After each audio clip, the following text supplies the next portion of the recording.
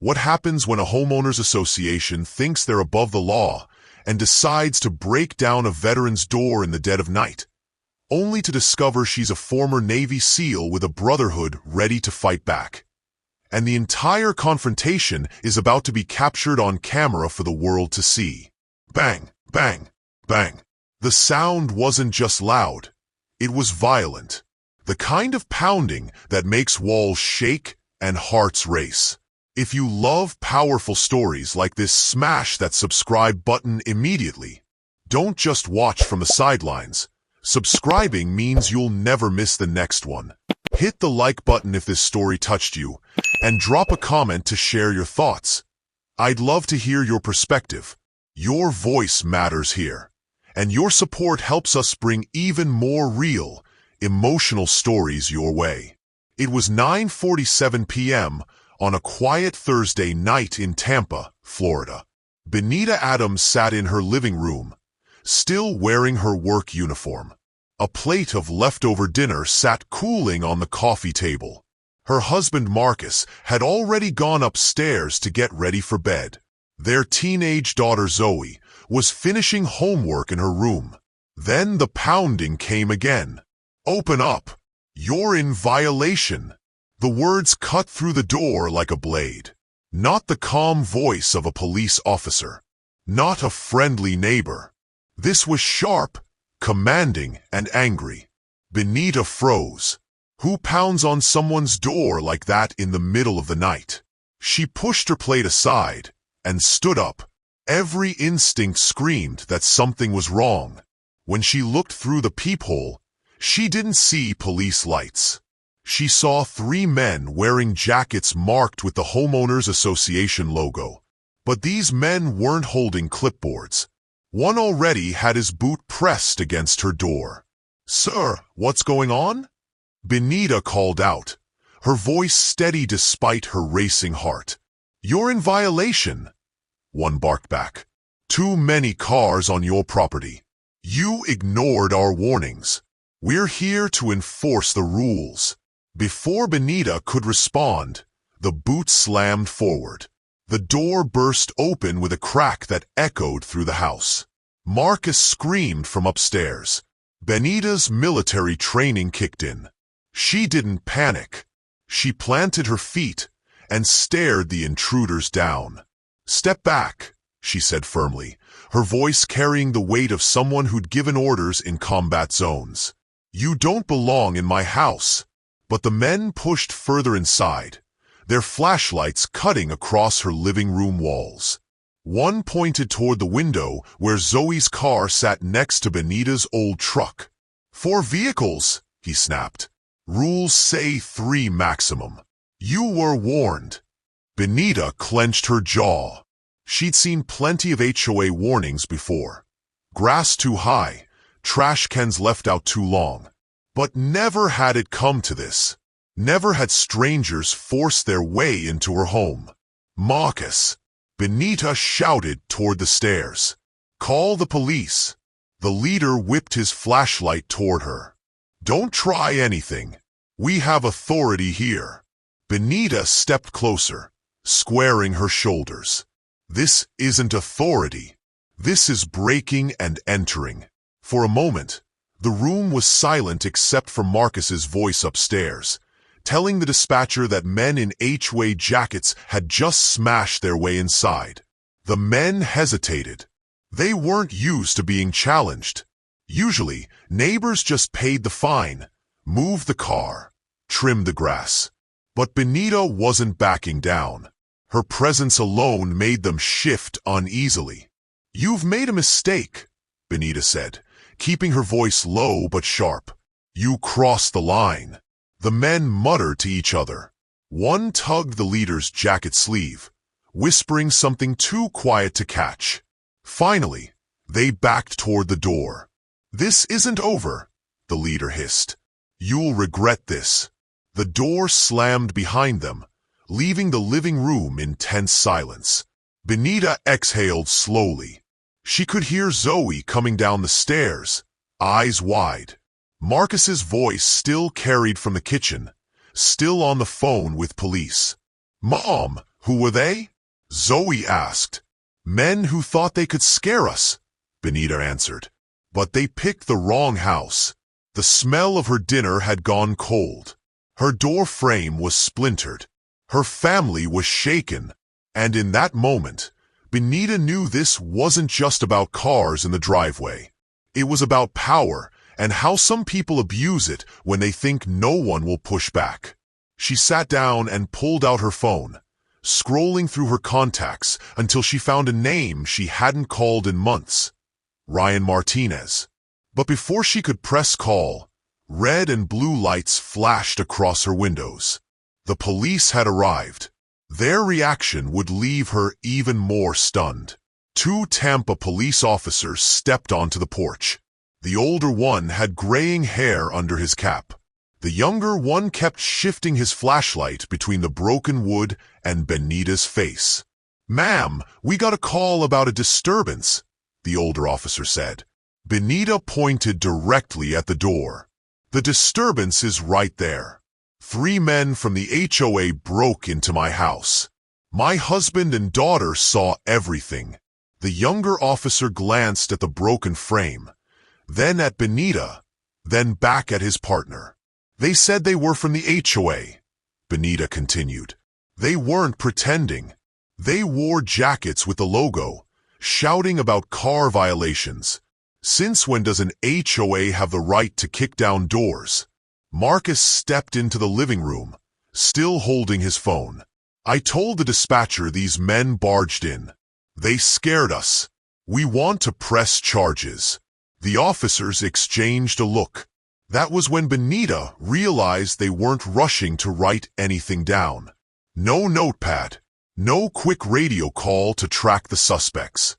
Just hesitation. "Look, Mrs. Adams," the older officer said carefully. "These HOA folks sometimes get overzealous, but this might be more of a civil matter than criminal." Benita's voice sharpened. "Civil? My door is broken. They came into my house without permission. That's trespassing, breaking and entering. Pick whichever crime fits." The room fell silent for too long. Marcus's eyes flashed with anger. Zoe muttered from the staircase, "They don't care, Mom." The younger officer cleared his throat. "Do you have video? A doorbell camera? Anything we can use?" Benita shook her head. "Not this time. But I have witnesses right here. My husband, my daughter. Is that enough for you?" The officers looked uneasy. The older one sighed, pulling out a notepad at last. "We'll make a report. But as far as charges go, you'll need to take this up with your HOA board. Maybe file a civil complaint in court." Benita laughed, but there was no humor in it. "So the message is clear. They can break into my home, and you'll write it up like a noise complaint?" Marcus spoke up, his voice steady. "This isn't right. You'd better document every detail. Their faces, their jackets, the damage. If you don't, we will." When the officers finally left, Benita locked what remained of her door and sat heavily in her chair. Zoe hovered nearby. "Mom," the girl asked quietly, "are they really just going to get away with it?" Benita stared at the cracked wood, her jaw tightening. "Not for long." She grabbed her phone again and found Ryan's name. This time, she pressed call. The line clicked after 2 rings. "Benita? Been a while." "Ryan," she said, her tone low and deliberate. "I need you tonight. 3 men forced their way into my house. HOA thugs in jackets, acting like they own the place. Police won't do anything." There was a pause, then the sound of movement. "You're serious?" "Dead serious. They're trying to intimidate me. They think I'm alone." Ryan's voice hardened. "You're not. Where are you?" "Tampa. My family's here. I don't want them scared in their own home." "Say no more," Ryan replied. "I'll pull a few of the guys together. We'll meet tomorrow. You won't deal with this by yourself." Benita leaned back, Finally exhaling, Marcus touched her shoulder, worry etched across his face. "Are you sure about this? They brought force into our home," Benita said. "It's time they see what real discipline looks like." The call ended. For the first time that night, Benita felt something shift. Not relief, but certainty. Her brothers and sisters would stand with her. The diner on Dale Mabry Highway wasn't fancy. Just chrome booths, endless coffee refills, and quiet conversation. But for Benita, it was perfect ground. Neutral, public, and familiar. She sat in a corner booth with a steaming mug, her mind replaying the pounding on her door, the shouted words, the look on Marcus's face when strangers stormed in. The bell jingled, and in walked Ryan Martinez, broad-shouldered, clean-cut, hair just beginning to gray. Behind him came Lisa Chun, wiry but sharp-eyed, and David Thompson, tall and quiet with a scar tracing his jaw. Ryan spotted Benita immediately, grinning as he crossed the diner. "Adams," he said, clasping her hand firmly. "You look like you could use more than coffee."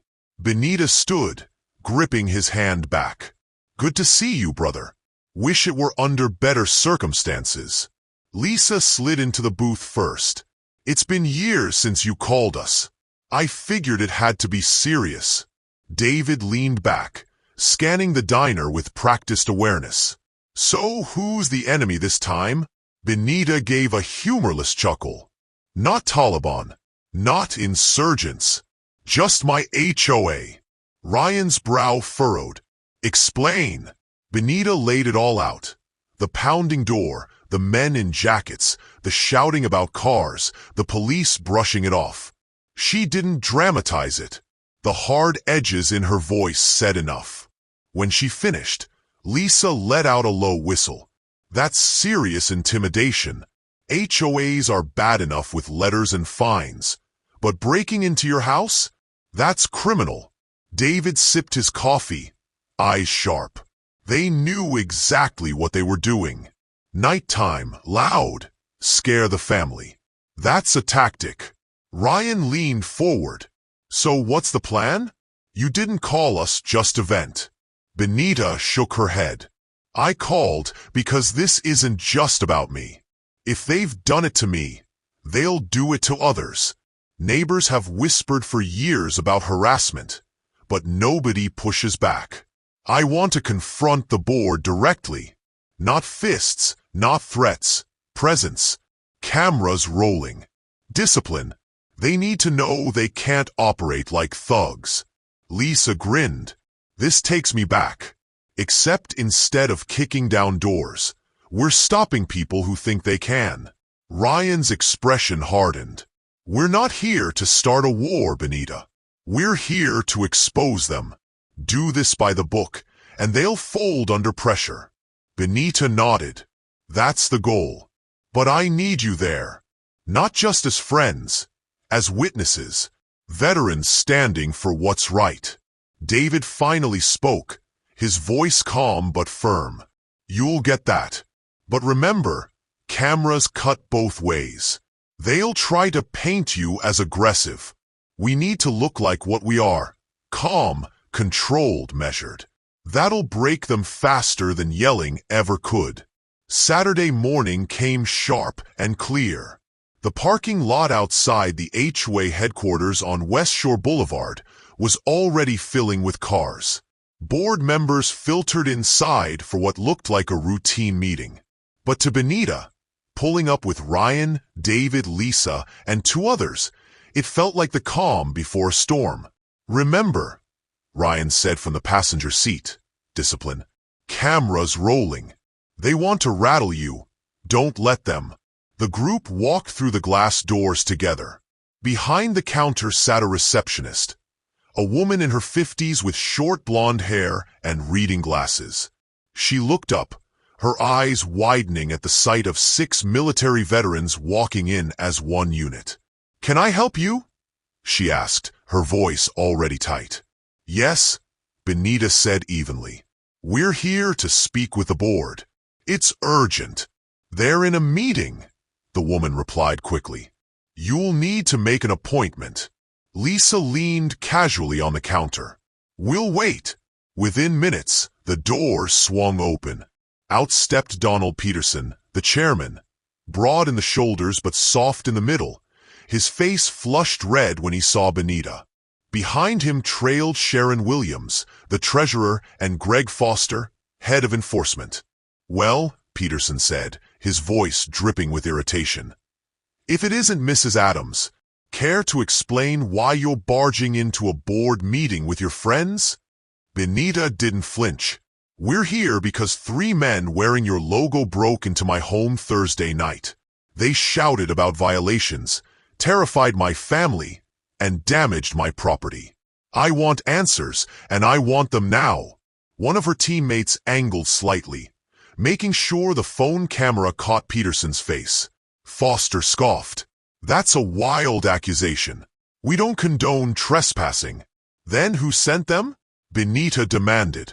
Her voice wasn't raised, but it carried like a command. They wore your jackets. They spoke your language. You're in violation. Their words in my living room. Williams folded her arms, eyes sharp. Perhaps if you'd complied with regulations months ago, this wouldn't have escalated. Ryan stepped forward slightly. We're not here to argue about lawn care or parking spaces. We're here because a family was violated in their own home. If you condone this, say it on record. If you don't, then name who gave the order. Peterson shifted uncomfortably, tugging at his collar. Finally, he snapped. Enough! You think marching in here with a gang of ex-soldiers makes you look strong? It makes you look desperate. David leaned in, his voice calm but cutting. Intimidation is breaking into someone's house at night. This is accountability. The silence was heavy. Williams looked away. Foster scowled. Peterson's face turned deeper red. Here's the truth, Benita said, locking eyes with Peterson. I serve this country so families like mine could live without fear in their own homes. You violated that. This ends here.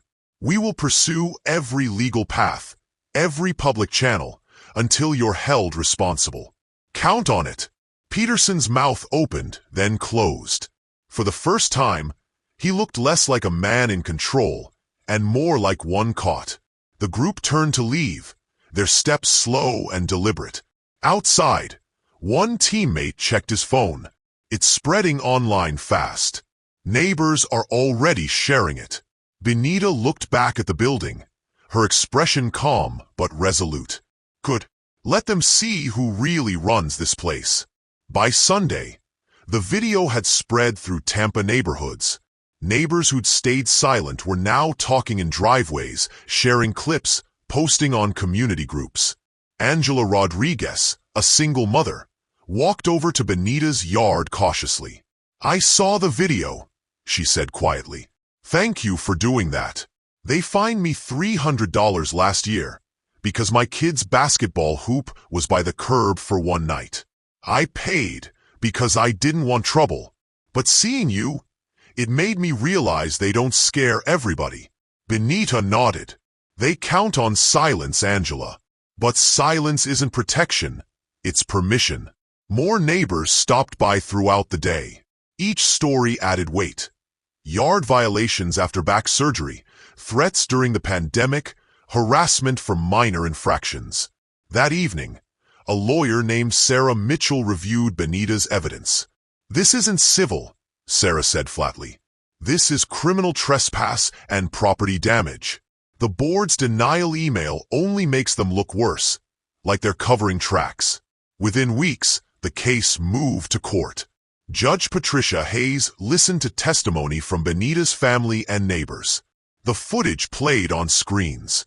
The broken door photos were entered as evidence. Angela's words cut deepest. When they told me I'd lose my home if I didn't pay, I cried myself to sleep. But when I saw Benita stand up, I realized we weren't alone. That's why I'm here. To say enough is enough. On the stand, Benita kept her voice steady. I served overseas. I know real danger. But I never thought my family would feel that fear in our own home, because neighbors think rules give them power over people. This isn't about cars. It's about respect. And respect doesn't come from fear. It comes from fairness. Judge Hayes's words carried weight. The allegations presented here are serious. This court will not tolerate abuse of authority under the guise of community management. Outside the courthouse, reporters crowded the steps. Benita stood at the top, Marcus's hand clasped in hers, her team at her back. "This isn't just about me," she said simply. "It's about every family who's ever felt powerless against those who should serve, not dominate. Stand together, and they can't break you." The crowd erupted in applause. Neighbors hugged. Strangers held signs. And oh, more HOA abuse. That night, sitting on her porch, Zoe asked, "So what happens now?" Benita leaned back, finally at peace. "Now we wait for the ruling. But win or lose, something already changed. People aren't afraid anymore. That's bigger than any one case." Marcus joined them. "You gave people their voices back." Benita shook her head gently. "No, they already had voices. All I did was remind them how to use them." The neighborhood felt different now. Not perfect, but stronger. Kids played without parents worrying about fines. Yards looked like they belonged to families, not rulebooks. And for once, people looked each other in the eye when they passed, no longer afraid of the board shadow. As Ryan prepared to leave town, he clasped Benita's hand one last time. "You didn't need us to fight this battle. You had it in you all along. But I'm glad we stood with you." Benita smiled. "So am I." When the last car pulled away, the street was quiet again. But it wasn't the silence of fear. It was peace. And for Benita Adams, that was victory enough. This story reminds us, authority is only as strong as the people who allow it.